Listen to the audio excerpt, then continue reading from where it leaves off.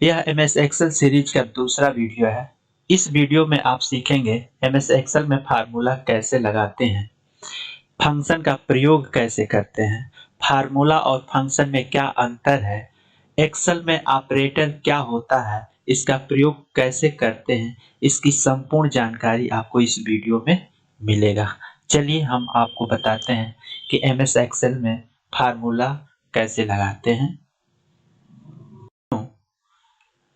MS Excel के worksheet के cell में जब भी हमको कोई फार्मूला या फंक्शन लगाना होता है तो इससे पूर्व हमको ये जानकारी होनी चाहिए कि जो सेल होते हैं वर्कशीट में, प्रत्येक सेल का अपना एक निश्चित एड्रेस होता है। जैसे अभी मेरा जो सेल अभी इस समय मैं चुना हूं, उस सेल का जो एड्रेस है वो D3 है, क्योंकि ये D नंबर कॉलम में है और 3 नंबर रो में है।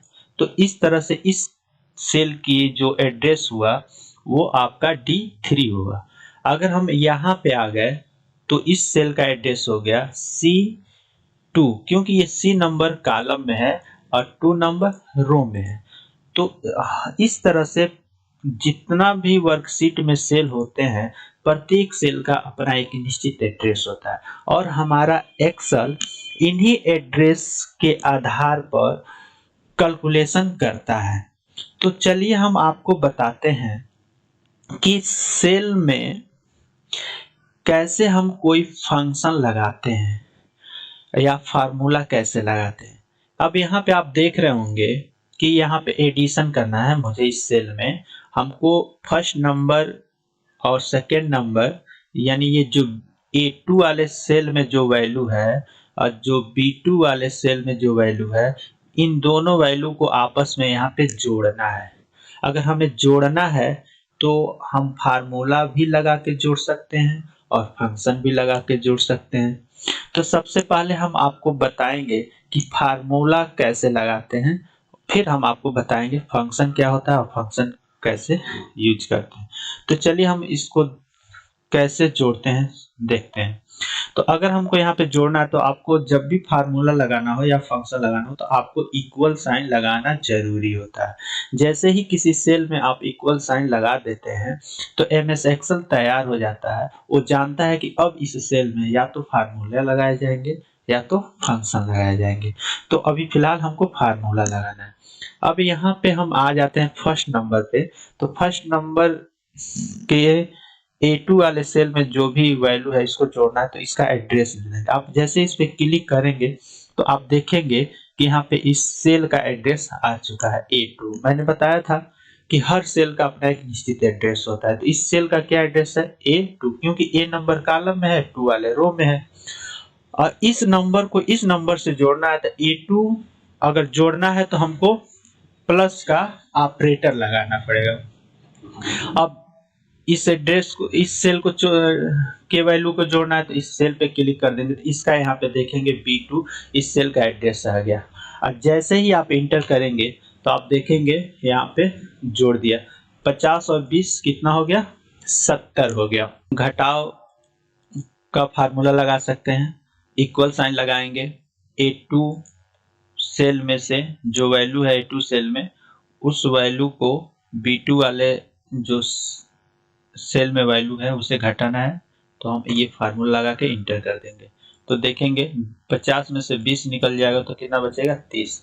इस तरह से जब भी आप यहाँ पे फार्मूला लग जाएगा तो फार्मूला लगाने के बाद यहाँ पे जो भी आप नंबर परिवर्तन करेंगे तो ऑटोमेटिक आप देखेंगे कि ये अपना कार्य कर रहा है। इसी तरह अगर आपको 90 में 20 से भाग देना है तो इक्वल साइन लगाइए। फिर पहले आपको 90 में देना है तो आपको A2 सेल और फॉरवर्ड स्लैश जैसे ही, और फिर आपको B2 इंटर करेंगे। आप देखेंगे 90 में अगर 20 से भाग देंगे तो आपको इतना आंसर आएगा। ऐसे ही आपको मल्टीप्लिकेशन करना है अर्थात गुणा का कार्य करना है तो इक्वल साइन लगाइए। फिर आपको A2 वाले सेल में जो वैल्यू है उस वैल्यू को अगर B2 वाले वैल्यू से आपको गुणा करना है तो B2 का एड्रेस दे दीजिए। जैसे ही आप इंटर बटन क्लिक करेंगे तो आप देखेंगे ये गुणा कर दिया। इस तरह से अभी आप जो देख रहे थे ये क्या है, हमने फार्मूला लगाया, तो ये हमने जोड़ का फार्मूला लगाया है। तो यहाँ पे A2 प्लस B2, तो प्लस क्या है, हमारा ऑपरेटर है। तो आप देख रहे होंगे कि जो हमारा फार्मूला होता है वह सेल एड्रेस और ऑपरेटर के कॉम्बिनेशन से बना होता है। तो हमारे MS एक्सेल में जो ऑपरेटर होते हैं वो कई प्रकार के होते हैं। तो यहाँ पे हम आपको ऑपरेटर दिखा देते हैं कि हम जो MS एक्सेल में पाए जाते हैं। तो यहाँ पे आप देख रहे होंगे कि जो ऑपरेटर होते हैं वो हमारे 4 प्रकार के हैं। अरिथमेटिकल ऑपरेटर यहाँ पे आप देख रहे होंगे। तो अरिथमेटिकल ऑपरेटर से हम क्या करते हैं, जोड़ घटाना गुणा भाग की क्रियाएं करते हैं। तो एडिशन, सब्ट्रैक्शन, मल्टीप्लिकेशन और डिवीजन। यहाँ पे कंपैरिजन ऑपरेटर है। तो कंपैरिजन ऑपरेटर इतने प्रकार के पाए जाते हैं जिनके द्वारा हम तुलनात्मक गणनाएं करते हैं। इसी तरह आप देख रहे होंगे कि रेफरेंस ऑपरेटर है और टेक्स्ट ऑपरेटर है। तो हमारे MS एक्सेल में ऑपरेटर 4 प्रकार के पाए जाते हैं, जो चारों यहाँ पे आप देख सकते हैं, जिनकी जानकारी आपको आने वाले टाइम में आपको मिलेगा। तो साथियों, अभी मैं यहाँ पे जो प्रयोग किया हूँ ये फार्मूला के द्वारा जोड़, घटाव, भाग और गुणा का कार्य किया हूँ।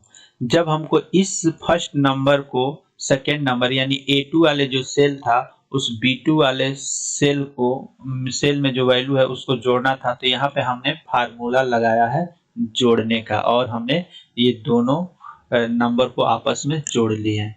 लेकिन हाँ, यदि हमको 80 और 50 यानी A3 वाले सेल को B3 वाले सेल से अगर हमको यहाँ पे जोड़ना है तो आपको बार बार फार्मूला लगाने की आवश्यकता नहीं है। इसके लिए जब यहाँ पे आप फार्मूला लगाए हैं तो यहाँ पे कॉर्नर पे कोने पर लेकर जाएंगे तो ऐसे देखिए ऑटो फिल का सिंबल बन जाएगा। इसको आप पकड़ के लेफ्ट बटन को नीचे खींचेंगे तो आप देखेंगे यह यानी A3 वाले सेल में जो वैल्यू है, B3 वाले सेल में जो वैल्यू है, इन दोनों वैल्यू को आपस में यहाँ पे जोड़ दिया है। तो ये आपका इस तरह से आपको जब सेम कार्य है तो आपको बार बार फार्मूला लगाने की जरूरत नहीं है। जैसे यहाँ पे मान लीजिए हमको इस कॉलम में फर्स्ट नंबर वाले संख्या को सेकेंड नंबर वाले संख्या से हमको संख्या में सेकेंड नंबर वाली संख्या को घटाना है। तो अगर हमको जब यहाँ पे हमने ये कार्य कर चुका हूँ, यहाँ पे फार्मूला लगा चुका हूँ, तो बार बार आपको लगाने की जरूरत नहीं। आप इसको ड्रैग पकड़ के ऐसे ड्रैग कर दीजिए तो आप देखोगे वो ऑटोमेटिक अपना कार्य कर लेगा। इसी तरह डिवीजन का कार्य मैंने किया हूँ। हमने यहाँ पे क्या किया, A2 वाले सेल में जो नंबर है उस नंबर को B2 वाले सेल में जो नंबर है उससे हमने भाग दिया है। तो यही कार्य अगर आपको A3 वाले नंबर को B3 वाले नंबर से भाग देना है तो आपको ये बार बार आपको फार्मूला लगाने की जरूरत नहीं है। आप इस पे जाइए, यहाँ कोने पर जाइए, ऑटो फिल का सिंबल बन जाएगा, ड्रैग कर दीजिए, ऑटोमेटिक कर देगा। यहाँ पर भी वही कार्य कर सकते हैं, आप देख सकते हैं ऐसे हो जाएगा, ऐसे आप कर सकते हैं। तो अभी आपने क्या जाना कि हम फार्मूला कैसे एक्सेल में हम लगाते हैं। तो अभी हम फार्मूला लगाने में आपको सेल का एड्रेस प्लस ऑपरेटर लगाना होता है और उन दोनों के कॉम्बिनेशन से हम फार्मूला लगाते हैं। इसी तरह अब आगे हम आपको बताते हैं कि फंक्शन क्या होता है। तो फंक्शन जानने के लिए निर्माताओं द्वारा पहले से ही फंक्शन कुछ बना के रख दिए गए हैं जिनके द्वारा अपना एक विशेष कार्य होता है। जैसे मान लीजिए अगर हमको ये संपूर्ण नंबर को आपस में जोड़ना है तो जोड़ने वाला कार्य तो हम फार्मूला के तहत कर सकते हैं, बट ये इतनी बड़ी संख्या को एक एक फार्मूला लगा के जोड़ेंगे तो ये हमारे लिए मूर्खतापूर्ण कार्य होगा। जैसे मान लीजिए अभी हम आपको फार्मूला से ही सभी नंबर को जोड़ते हैं।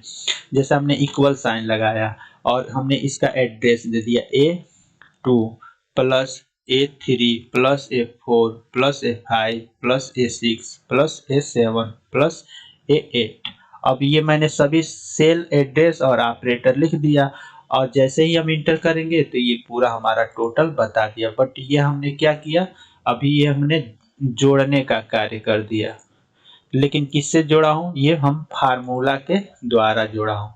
लेकिन इतनी बड़ी संख्या को फार्मूला के द्वारा जोड़ना ये मूर्खतापूर्ण कार्य है, क्योंकि इसी कार्य को करने के लिए एमएस एक्सेल के निर्माताओं ने एक फंक्शन बना के रख दिया है। हर फंक्शन का अपना एक विशेष कार्य होता है। जैसे मान लीजिए कई संख्याओं को आपस में जोड़ना है, तो इसके लिए एक फंक्शन आता है जिसका नाम है सम फंक्शन। तो अगर हमको इस सभी नंबर को यहाँ पे जोड़ना है, यहाँ पे तो हम ये कार्य हम फंक्शन के द्वारा ही कर सकते हैं। तो इसके लिए हम क्या करेंगे, इक्वल साइन लगाएंगे।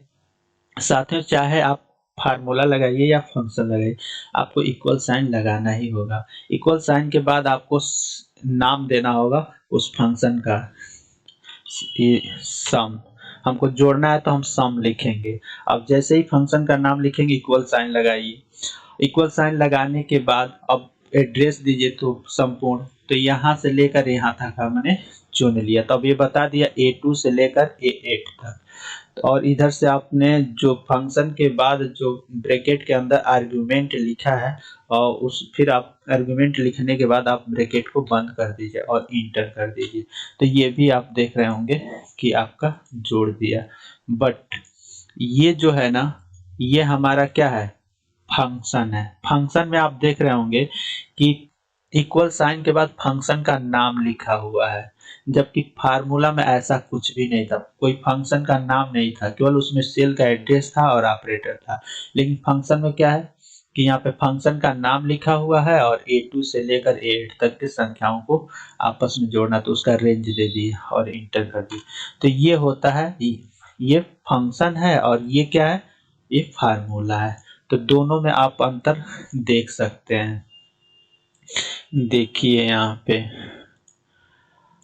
ये क्या है, ये हमारा फार्मूला है और ये हमारा फंक्शन है। तो ये सब क्या है, फार्मूला। तो फार्मूला में आप देख रहे होंगे कि A2 प्लस B2 यहाँ पे दिखाई दे रहा है।